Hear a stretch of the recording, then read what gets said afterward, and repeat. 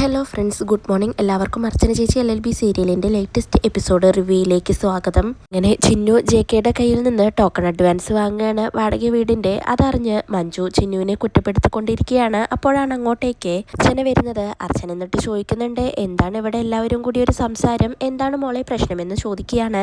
രമ്യ അപ്പോൾ ചിന്നു JK സാറിൻ്റെ കയ്യിൽ നിന്നും ടോക്കൺ അഡ്വാൻസ് വാങ്ങിയ കാര്യം അർച്ചനയോട് പറയുന്നുണ്ട്. മഞ്ജു ആണെങ്കിൽ എരുതിയിൽ എണ്ണ ഒഴിക്കുകയാണ്. അർച്ചനയോട് പറയുന്നുണ്ട്, ചേച്ചിയല്ലേ എന്നും ടോക്കൺ അഡ്വാൻസ് ഒക്കെ വാങ്ങുക, ഇതിപ്പോ ചിന്നു വാങ്ങിക്കൊണ്ട് വന്നിരിക്കുന്നു, അതിന്റെ ആവശ്യമുണ്ടായിരുന്നോ എന്നൊക്കെ ചോദിക്കുകയാണ്. ചിന്നു അപ്പൊ പറയുന്നുണ്ട്, അഡ്വാൻസ് വാങ്ങിക്കഴിഞ്ഞാൽ ഞാൻ അമ്മയെ വിളിച്ചിരുന്നു, അമ്മ ഫോൺ എടുത്തില്ല എന്ന് പറയുമ്പോൾ അർച്ചന പറയുന്നുണ്ട്, ഞാൻ മോളെ നിന്റെ കോൾ കണ്ടായിരുന്നു, പക്ഷേ ഞാൻ തിരക്കിലായതുകൊണ്ടാണ് കോൾ എടുക്കാതിരുന്നത്, മാത്രമല്ല നീ ഇങ്ങനൊരു കാര്യത്തിലാണ് വിളിക്കുന്നതെന്ന് എനിക്കറിയില്ലല്ലോ എന്ന് അർച്ചന അങ്ങനെ പറയുന്നുണ്ട്. മഞ്ജു ഇപ്പൊ പറയുന്നുണ്ട്, ഏതായാലും ടോക്കൺ വാങ്ങിച്ചു കഴിഞ്ഞു, ഇനി അത് അങ്ങോട്ട് തിരിച്ചു കൊടുത്തു കഴിഞ്ഞാൽ പ്രശ്നം തീർന്നില്ലേ എന്ന് പറയുമ്പോൾ അർച്ചന പറയുന്നുണ്ട്, വാങ്ങിച്ച ടോക്കൺ അഡ്വാൻസ് എന്തിനാണ് ഇനി തിരിച്ചു കൊടുക്കുന്നത്? JK സാറിന്റെ കയ്യിൽ നിന്ന് ടോക്കൺ അഡ്വാൻസ് വാങ്ങിയതിന് ഇതിന് മാത്രം എന്ത് പറയാനിരിക്കുന്നു? ഇന്നു ടോക്കൺ അഡ്വാൻസ് വാങ്ങുന്നത് ഞാൻ വാങ്ങുന്നത് പോലെ തന്നെയാണ്, എന്താണ് ഇത്ര വലിയ തെറ്റ്? പിന്നെ മോളെ ഇതുവരെ JK സാറ് വീട് കാണാൻ വന്നില്ലല്ലോ എന്ന് അർച്ചന അങ്ങനെ ചോദിക്കുകയാണ്. പിന്നുവിനാണെങ്കിൽ അർച്ചനയുടെ മറുപടി കേട്ടപ്പോഴാണ് ആകെ ഒരു ആശ്വാസമായത്.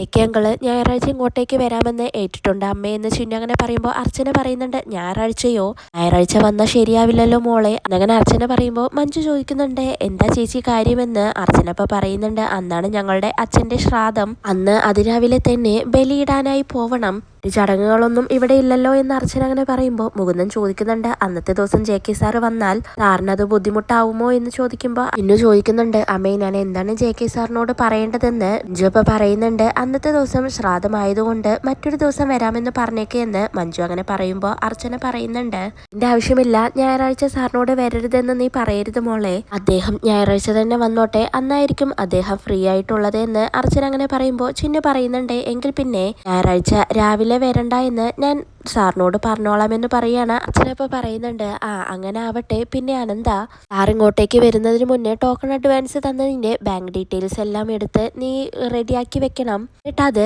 ചിന്നുവിനെ ഏൽപ്പിച്ചാൽ മതിയെന്ന് അർച്ചന അങ്ങനെ പറയുന്നുണ്ട്. പിന്നീട് അർച്ചന ഫ്രഷ് ആയിട്ട് വരാമെന്ന് പറഞ്ഞ് അകത്തേക്ക് പോകുന്നുണ്ട്. അനന്തനപ്പം മഞ്ജുവിനോട് ചോദിക്കുന്നുണ്ട്, മഞ്ജു നിനക്ക് JK സാറിന് വീട് കൊടുക്കുന്നതിന് പ്രശ്നമൊന്നുമില്ലല്ലോ എന്ന് ചോദിക്കുമ്പോൾ മഞ്ജു ദേഷ്യത്തോടെ പറയുന്നുണ്ട്, ഇവിടെ വേറെ ആർക്കും പ്രശ്നമില്ലെങ്കിൽ പിന്നെ എനിക്ക് മാത്രം എന്താണ് പ്രശ്നമെന്ന് അങ്ങനെ പറയാണ്. പിന്നീട് ചിന്നു ആണെങ്കിൽ പഠിച്ചുകൊണ്ടിരിക്കുകയാണ്. അപ്പോഴാണ് അങ്ങോട്ടേക്ക് അർച്ചന വരുന്നത്. അർച്ചന എന്നിട്ട് ചിന്നുവിനോട് ചോദിക്കുന്നുണ്ട്, നിന്റെ JK അങ്കിള് ഞായറാഴ്ച വന്ന് താക്കോല് വാങ്ങാമെന്നല്ലേ പറഞ്ഞിരിക്കുന്നത്, അദ്ദേഹത്തിന് അന്ന് തന്നെ താമസം തുടങ്ങാനുള്ള പ്ലാൻ ഉണ്ടോ എന്ന് അർച്ചന ചോദിക്കുമ്പോൾ ചിന്നു പറയുന്നുണ്ട്, അതെനിക്കറിയില്ല, ഞാൻ വിളിച്ചു ചോദിക്കാമെന്ന് പറയുന്നുണ്ട്. അർച്ചന ഇപ്പൊ പറയാണ്, നീ സാറിനോട് ഇവിടെ ഞായറാഴ്ച നടക്കുന്ന ശ്രാദ്ധത്തിന്റെ കാര്യമൊന്നും പറയാൻ നിൽക്കണ്ട, അപ്പോൾ നമുക്കിവിടെ എന്തെങ്കിലും അസൗകര്യമുണ്ടെന്ന് സാറ് തെറ്റിദ്ധരിച്ചാലോ, അങ്ങനെ കരുതിയിട്ട് സാറ് ചിലപ്പോൾ വരാതിരിക്കാൻ സാധ്യതയുണ്ട്, അതുകൊണ്ട് നീ ഒന്നും പറയാൻ നിൽക്കണ്ട എന്ന് അങ്ങനെ പറയുമ്പോൾ ചിന്നു പറയുന്നുണ്ട്, എങ്കിൽ പിന്നെ ഞാൻ അമ്മയ്ക്ക് JK സാറിനെ വിളിച്ചു തരാം, അമ്മ തന്നെ സാറിനോട് ഫോണിലൂടെ സംസാരിച്ച് എല്ലാ കാര്യങ്ങളും ചോദിച്ചറിഞ്ഞോളൂ എന്ന് പറയാണ്.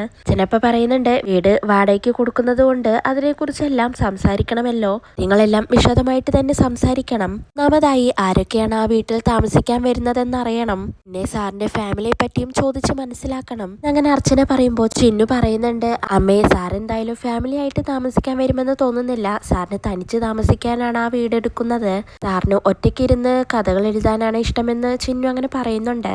അച്ഛനപ്പോൾ ചോദിക്കുന്നുണ്ട്, അപ്പോൾ JK സാറിന്റെ ഫാമിലിയെ കുറിച്ച് നിന്നോട് സാർ എന്തെങ്കിലും പറഞ്ഞിട്ടുണ്ടോ എന്ന് ചോദിക്കുമ്പോൾ ചിന്നു പറയുന്നുണ്ട്, എന്നോട് ഫാമിലിയെ കുറിച്ച് ഇതുവരെ ഒന്നും പറഞ്ഞിട്ടില്ല, ഞാൻ ഒരിക്കൽ ചോദിച്ചിട്ടുണ്ട്, പക്ഷേ സാർ അതിൽ നിന്നും ഒഴിഞ്ഞു മാറി ഒന്നും പറഞ്ഞില്ല, അങ്കിളിനൊരു മോളുണ്ടായിരുന്നു, ആ മോൾക്ക് 5 വയസ്സുള്ളപ്പോൾ പനി വന്ന് മരിച്ചുപോയി, മാത്രമേ എനിക്കറിയുള്ളൂ എന്ന് ചിന്നു അങ്ങനെ പറയുന്നുണ്ട്. അർച്ചന അപ്പൊ ചോദിക്കുന്നുണ്ട്, വീട് കാണാതെ എന്തിനാണ് സാറ് ടോക്കൺ അഡ്വാൻസ് തന്നതെന്ന് ചോദിക്കുമ്പോൾ ചിന്നു പറയുന്നുണ്ട്, ഞാൻ സാറിന് ആ വീടിനെ കുറിച്ച് ഒരു പിക്ചർ കൊടുത്തിരുന്നു, എന്റെ വാക്ക് വിശ്വസിച്ചിട്ടാണ് സാർ അഡ്വാൻസ് തന്നതെന്ന് പറയുമ്പോൾ അർച്ചന പറയുന്നുണ്ട്, എങ്കിലും എല്ലാത്തിനെ കുറിച്ച് നമ്മൾ ഡീറ്റെയിൽ ആയിട്ട് തന്നെ സാറിനോട് സംസാരിക്കണം, ആ വീടിന്റെ മുകൾ ഭാഗം മറ്റൊരാൾക്ക് വാടകയ്ക്ക് കൊടുക്കാനുള്ളതല്ലേ, അപ്പൊ അതിനെക്കുറിച്ചൊക്കെ സംസാരിക്കണം, നീ എന്തായാലും സാറിനെ ഒന്ന് വിളിക്കേ, ഞാൻ തന്നെ സാറിനോട് ഡീറ്റെയിൽസ് എല്ലാം പറഞ്ഞു കൊടുക്കാമെന്ന് പറഞ്ഞ് അർച്ചന അങ്ങനെ ചിന്നുവിനോട് ഫോണിൽ വിളിക്കാനായി പറയാണ്. ചിന്നു അപ്പൊ തന്നെ ഫോൺ എടുത്ത് JK വിളിക്കുന്നുണ്ടെങ്കിലും വിളിച്ചു കിട്ടുന്നില്ല. അതേസമയം JK ആണെങ്കിൽ മധുബാലയോട് ഫോണിൽ സംസാരിച്ചുകൊണ്ടിരിക്കുകയാണ്. ഇന്ന് ഇന്ന് അർച്ചനയുടെ ഓഫീസിൽ പോയി മധുബാല ഉണ്ടാക്കിയ പ്രശ്നം തന്നെയാണ് JK മധുബാലയോട് ചോദിച്ചുകൊണ്ടിരിക്കുന്നത്.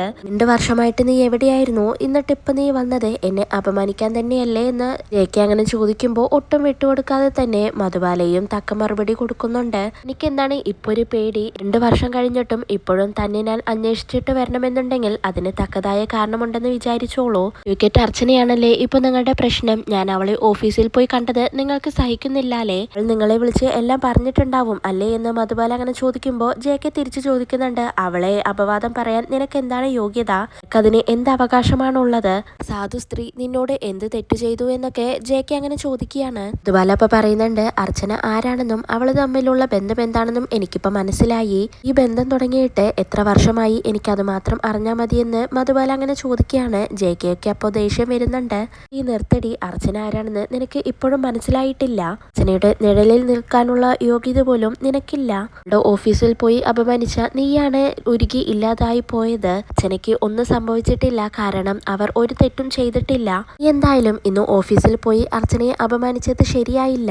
കുടുംബത്തിൽ പിറന്ന നല്ലൊരു സ്ത്രീയാണ് നീ ഇന്ന് അപമാനിച്ചത്. ഈ അർച്ചനയെ അപമാനിച്ചത് വലിയൊരു കുറ്റമാണ്. അതുകൊണ്ട് തന്നെ ഈ അർച്ചനയോട് പോയി മാപ്പ് ചോദിക്കേ, അല്ലെങ്കിൽ ദൈവം പോലും നിന്നോട് പൊറുക്കില്ല. പാവത്തിന്റെ ശാപം നിനക്ക് കിട്ടുമെന്ന് JK അങ്ങനെ മധുബാലയോട് പറയാണ്. മധുബാല അപ്പൊ പറയുന്നുണ്ട്, അവളുടെ ശാപം എനിക്ക് കിട്ടില്ല, എന്റെ ശാപമാണ് അവൾക്ക് കിട്ടാൻ പോകുന്നത്.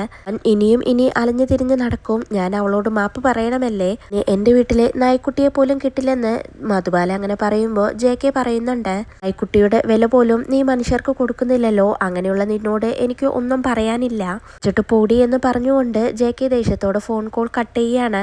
ചിന്നു ആണെങ്കിൽ JK ഫോൺ വിളിച്ചിട്ട് കിട്ടാത്ത കാര്യം അർച്ചനയോട് പറയുന്നുണ്ട്. അർച്ചന ഇപ്പൊ പറയുന്നുണ്ട്, വലിയ എഴുത്തുകാരനല്ലേ, ചിലപ്പോ ആരോടെങ്കിലും ഡിസ്കഷനിലായിരിക്കും, അതാണ് ഫോൺ എടുക്കാത്തതെന്ന് പറയുമ്പോൾ ചിന്നു പറയുന്നുണ്ട്, ശരി എന്തായാലും ഞാൻ ഒന്നുകൂടി വിളിച്ചു നോക്കാമെന്ന് പറഞ്ഞ് JK ഒന്നുകൂടി വിളിക്കുകയാണ്. ഇങ്ങനെ ചിന്നു വിളിക്കുന്നതും JK ഫോൺ അറ്റൻഡ് ചെയ്യുന്നുണ്ട്. എന്നിട്ട് എന്താണ് മോളെ കാര്യമെന്ന് ചോദിക്കുകയാണ്. ചിന്നു ഇപ്പൊ പറയുന്നുണ്ട്, വീടിന്റെ കാര്യത്തിനെ കുറിച്ച് അങ്കിളിനോട് അമ്മയ്ക്ക് എന്തോ സംസാരിക്കാനുണ്ട്. അനിതാ അമ്മയ്ക്ക് ഫോൺ കൊടുക്കാമെന്ന് പറഞ്ഞ് ചിന്നു അർച്ചനയുടെ കയ്യിൽ ഫോൺ കൊടുക്കുകയാണ്. പിന്നീട് JKയും അർച്ചനയും തമ്മിൽ സംസാരിക്കുന്നുണ്ട്. എന്നിട്ട് JKയോട് പറയുന്നുണ്ട്, സാർ ഇതുവരെ തമ്മിൽ കാണാനായി കഴിഞ്ഞിട്ടില്ല. അർച്ചന പറയുമ്പോൾ JK പറയുന്നുണ്ട്, അതിനെന്താ ഇനിയും കാണാമല്ലോ എന്ന് പറയാണ്. അർച്ചന അപ്പൊ പറയുന്നുണ്ട്, സാറിനോട് വീടിന്റെ ചില കാര്യങ്ങൾ പറയാനുണ്ടായിരുന്നു. മുകളിലും താഴെയുമായി വാടകയ്ക്ക് കൊടുക്കുന്ന രീതിയിലാണ് ആ വീട്. സാറിന് അസൗകര്യമാവുമോ എന്ന് ചോദിക്കുമ്പോൾ JK പറയുന്നുണ്ട്, അത് ശരിയാവില്ല ചിന്നുവിന്റെ അമ്മേ, ഇത് മുഴുവനായിട്ടും ഞാൻ തന്നെ എടുത്തോളാം, അതിന്റെ വാടക എന്താച്ചാ ഞാൻ തന്നോളാം എന്ന് പറയുമ്പോൾ അർച്ചന പറയുന്നുണ്ട്, എങ്കിൽ പിന്നെ ശരി, വാടക സാറിനൊരു പ്രശ്നമല്ലെങ്കിൽ ഞങ്ങൾക്കും അതൊരു വിഷയമല്ല എന്ന് പറയാണ്. സാർ എന്തായാലും ഞായറാഴ്ച ഇങ്ങോട്ടേക്ക് വരാനിരിക്കുകയല്ലേ, ഇവിടെ വന്ന് ബാക്കി കാര്യങ്ങളെല്ലാം വിശദമായി സംസാരിക്കാം. അതന്നെ വേണമെങ്കിൽ സാറിന് താക്കോലും കൈമാറാം. ഞായറാഴ്ച സാറിന് എന്തെങ്കിലും അസൗകര്യമുണ്ടോ എന്ന് അർച്ചന അങ്ങനെ ചോദിക്കുമ്പോൾ JK പറയുന്നുണ്ട്, ഞായറാഴ്ച തന്നെ ഞാൻ വരാം. എനിക്ക് നിങ്ങൾ ഒരു ഉപകാരം ചെയ്യണം, ഞാൻ വരുന്ന കാര്യം അവിടെയൊന്നും ആരോടും പറയരുത് എന്ന് പറയുമ്പോൾ അർച്ചന പറയുന്നുണ്ട്, ഇല്ല ഞങ്ങൾ ആരോടും പറയില്ല എന്നങ്ങനെ പറയാണ്. JK ഇപ്പൊ പറയുന്നുണ്ട്, എങ്കിൽ ശരി എന്നാ പിന്നെ ഞായറാഴ്ച കാണാമെന്ന് പറഞ്ഞ് ഗുഡ് നൈറ്റും പറഞ്ഞ് ഫോൺ കട്ട് ചെയ്യാണ്. ഫോൺ കട്ട് ചെയ്തതിനു ശേഷം അർച്ചനയാണെങ്കിൽ JKയുമായി സംസാരിച്ച കാര്യങ്ങളെല്ലാം ചിന്നുവിനോട് പറയുന്നുണ്ട്. ഇതെല്ലാം കേട്ട് ചിന്നുവിന് ഒരുപാട് സന്തോഷാവുന്നുണ്ട്. അല്ല മോളെ, സാറ് ഞായറാഴ്ച ഇങ്ങോട്ടേക്ക് വരുമ്പോൾ സാറിന് നമ്മളെ എന്തെങ്കിലും ട്രീറ്റ് കൊടുക്കണ്ടേ, സാറിനോട് എല്ലാം ചോദിച്ചറിയേ സാറിന് എന്തൊക്കെയാണ് ഇഷ്ടമുള്ളതെന്ന് പറഞ്ഞുകൊണ്ട് അർച്ചന അവിടെ നിന്നും പോവുകയാണ്. വിജയ് ശങ്കർ ആണെങ്കിൽ ചന്ദ്രയോടും രുക്കുവിനോടും അർച്ചനയും JKയും തമ്മിലുള്ള അവിഹിത ബന്ധത്തിനെ കുറിച്ച് പറയുന്നുണ്ട്. ഇതുപോലെ വന്ന് അർച്ചനയുടെ ഓഫീസിൽ ഇന്ന് ഉണ്ടാക്കിയ പ്രശ്നങ്ങളെല്ലാം വിജയ് ശങ്കർ അങ്ങനെ അവരോട് പറഞ്ഞു കൊടുക്കുകയാണ്. ചന്ദ്രയ്ക്കും രുക്കുവിനുമാണെങ്കിൽ ഇതൊന്നും കേട്ട് വിശ്വസിക്കാനേ കഴിയുന്നില്ല. രുക്കു പറയുന്നുണ്ട്, അർച്ചന ചേച്ചിക്ക് ഇങ്ങനൊരു സ്വഭാവം ഉണ്ടായിരുന്നോ, ഒന്നും ഇതുവരെ അർച്ചന ചേച്ചിയെ കുറിച്ച് ഇങ്ങനെയൊന്നും തോന്നിയിട്ട് പോലുമില്ല, അവരോട് രണ്ടാമതൊരു കല്യാണം കഴിക്കാൻ പറഞ്ഞിട്ട് പോലും അവര് അതിന് സമ്മതിച്ചിട്ടില്ല, ഞെട്ടിച്ചു കളഞ്ഞല്ലോ ഏട്ടാ എന്ന് രുക്കു അങ്ങനെ പറയുന്നുണ്ട്. ചന്ദ്ര അപ്പൊ പറയുന്നുണ്ട്, ഓ ആ വെള്ളമടി പാർട്ടിയായിട്ടുമായിട്ടാണ് അർച്ചനയ്ക്ക് പുതിയ ബന്ധം, എന്തായാലും കൊള്ളാം. ചന്ദ്ര പറയുമ്പോൾ രുക്കു പറയുന്നുണ്ട്, മോളെ രക്ഷിച്ചതിന്റെ കടപ്പാട് പ്രണയമായിട്ട് അയാളിൽ ചെന്നെത്തിയതായിരിക്കും എന്നങ്ങനെ രുക്കു പറയുമ്പോൾ ചന്ദ്ര വീണ്ടും വീണ്ടും അതിനെക്കുറിച്ച് വിജയ് ശങ്കറിനോട് ചോദിച്ചുകൊണ്ടിരിക്കുകയാണ്.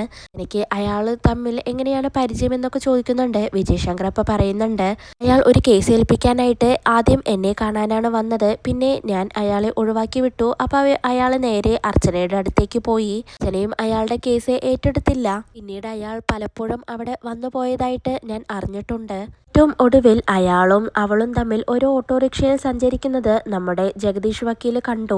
അങ്ങനെ വിജയശങ്കർ പറയുന്നുണ്ട്. ചന്ദ്ര അപ്പൊ ചോദിക്കുന്നുണ്ട്, ഈ കാര്യം എന്താണ് ചിന്നുവിനെ വിളിച്ച് വിജയേട്ടൻ പറയാതിരുന്നത് എന്ന് ചോദിക്കുകയാണ്. വിജയശങ്കർ അപ്പൊ പറയുന്നുണ്ട്, അവളെ ഞാൻ വിളിച്ചു പറഞ്ഞില്ല, ലൈറ്റ് തന്നെ അതെല്ലാം അറിയണം, അതിനുള്ള വഴിയെല്ലാം ഞാൻ ഒരുക്കി കൊടുക്കും. നേരിട്ട് ഇതെല്ലാം അവളോട് പറഞ്ഞിട്ടുണ്ടെങ്കിൽ അവൾ ചിലപ്പോൾ എന്നെ വെറുക്കാൻ സാധ്യതയുണ്ട് എന്ന് വിജയശങ്കർ അങ്ങനെ പറയുകയാണ്. ചന്ദ്ര അപ്പൊ ചോദിക്കുന്നുണ്ട്, ആ മധുബാലയെ കുറിച്ച് എന്തെങ്കിലും വിജയേട്ടൻ അറിയോ? അവളെ കോണ്ടാക്ട് ചെയ്യാനായി എന്തെങ്കിലും മാർഗമുണ്ടോ?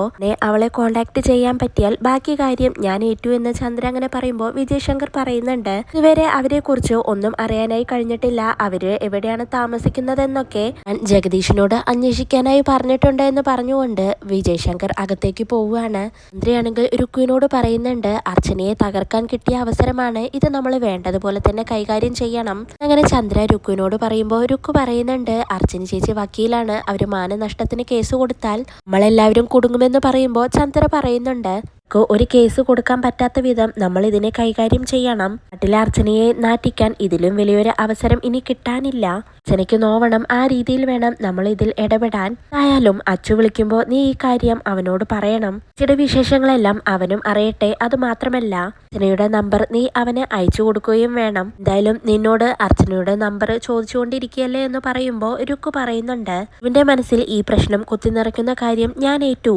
ബാട്ടിലെ മാലാഖയുടെ പരിശുദ്ധി ഞാൻ അവനെ അറിയിച്ചു കൊടുക്കും. അങ്ങനെ രുക്കു ചന്ദ്രയോട് പറയുകയാണ്. പിന്നീട് പോലീസ് ട്രെയിനിങ് ക്യാമ്പില് ഓഫീസർ അച്ചുവിന് 1 മണിക്കൂർ ഫോൺ ഉപയോഗിക്കാനായി കൊടുക്കുന്നുണ്ട്. ഫാമിലിയെ വിളിച്ചോളൂ എന്ന് പറയാണ്. ഒരു അരമണിക്കൂർ കൂടി തനിക്ക് എക്സ്ട്രാ തരാം, അത് എന്തിനാണെന്ന് അറിയോ? ഇവിടെയുള്ളവരിൽ വെച്ച് താനാണ് ഭേദം. ഞാൻ ഇവിടെ വന്നത് മുതൽ തന്നെ ഞാൻ നിരീക്ഷിക്കുന്നുണ്ട്. തന്റെ ഡിസിപ്ലിനും ലീഡർഷിപ്പും അതെല്ലാം ഒന്നിനൊന്ന് മെച്ചമാണ് എന്നൊക്കെ അച്ചുവിനെ അങ്ങനെ അപ്രിഷിയേറ്റ് ചെയ്തുകൊണ്ടിരിക്കുകയാണ് ആ ഓഫീസർ. എനിക്ക് ഈ ലീഡർഷിപ്പ് മൈൻഡ് ഒക്കെ എവിടെ നിന്ന് കിട്ടിയെന്ന് ആ ഓഫീസർ ചോദിക്കുമ്പോൾ അച്ചു പറയുന്നുണ്ട്, ഇതെല്ലാം എനിക്ക് എന്റെ ചേച്ചി പറഞ്ഞു തന്നതാണ്. എന്റെ കോച്ചിങ് സെന്റർ എന്റെ വീടായിരുന്നു, എന്റെ ട്രെയിനറാണ് എന്റെ ചേച്ചി.